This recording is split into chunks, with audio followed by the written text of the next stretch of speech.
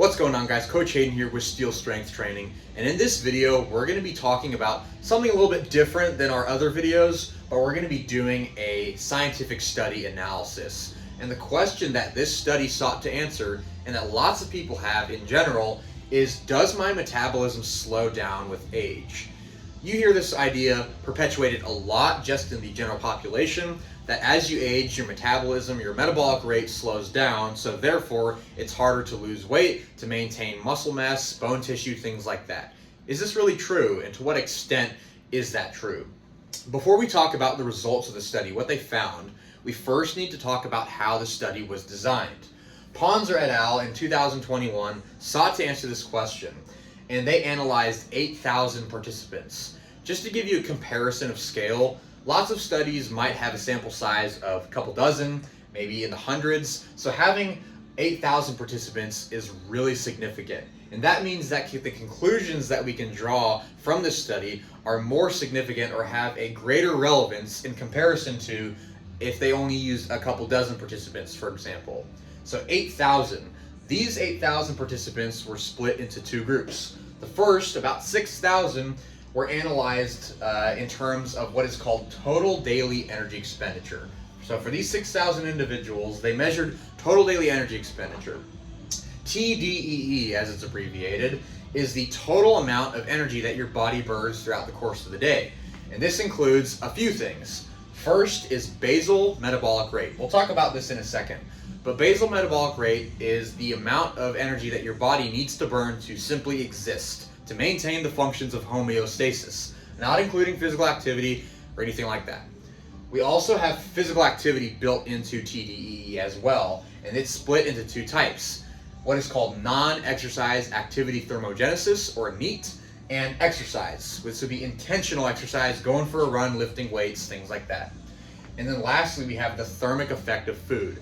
This is simply the amount of energy that your body requires to burn through different kinds of macronutrients. Proteins, carbohydrates, fats, alcohol even. That is the thermic effect of food. When you consider all these things together, that is total daily energy expenditure. So 6,000 participants were analyzed to measure TDEE, and they used it through a means of what is called doubly labeled water.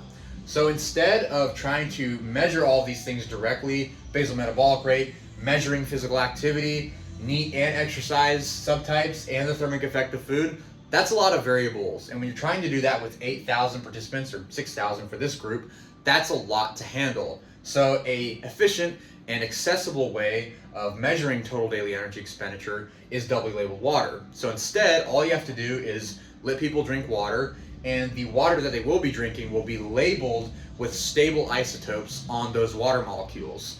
So if you know how water molecules are set up, you have one oxygen atom in the middle and then two hydrogen atoms coming off the sides. So what you can do is you can replace one of those hydrogens or the oxygen with a stable isotope of the same atom.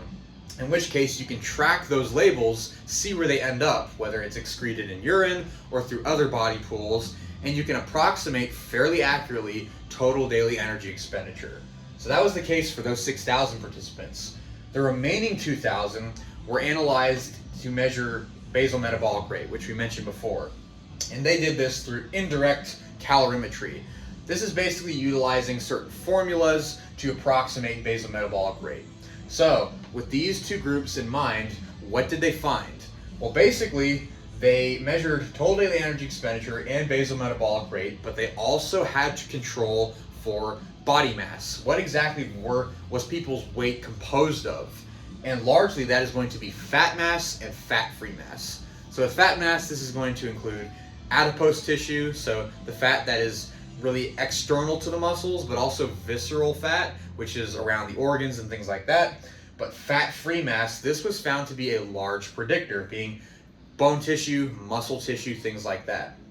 The first result that they found was that for total and basal expenditure, so for both of these groups, the rates at which the total daily energy expenditure and basal metabolic rate increased was met with every increase of fat-free mass. So basically, if you carry more muscle mass and more bone tissue, your total and basal energy expenditure are going to be higher.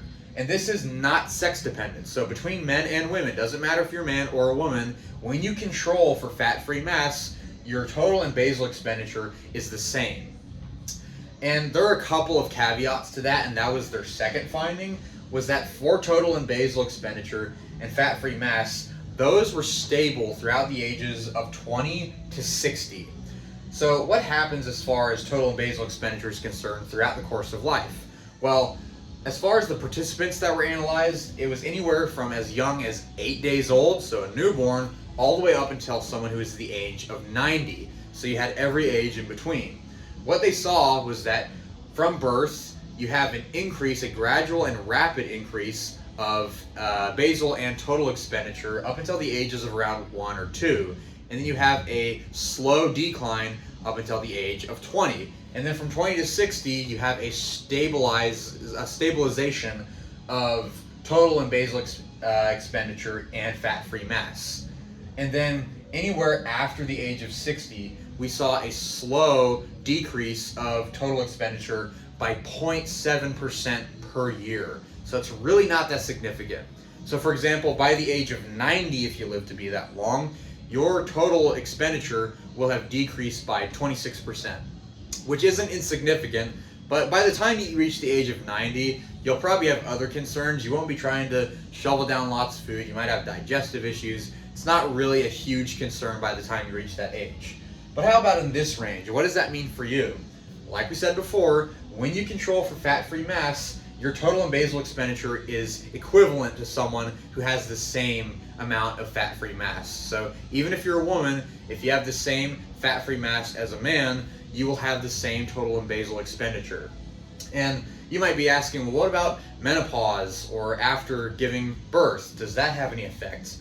In actuality, not really, because you might think, well, the hormones have some kind of play into that, but they have secondary control on what was the most sensitive indicator, which was fat-free mass. So if you can fight to maintain as much fat-free mass, bone tissue, muscle mass as you possibly can, you can attenuate that difference by, and in order to do that, or by doing that, you will increase your total and basal expenditure. So that's good to know.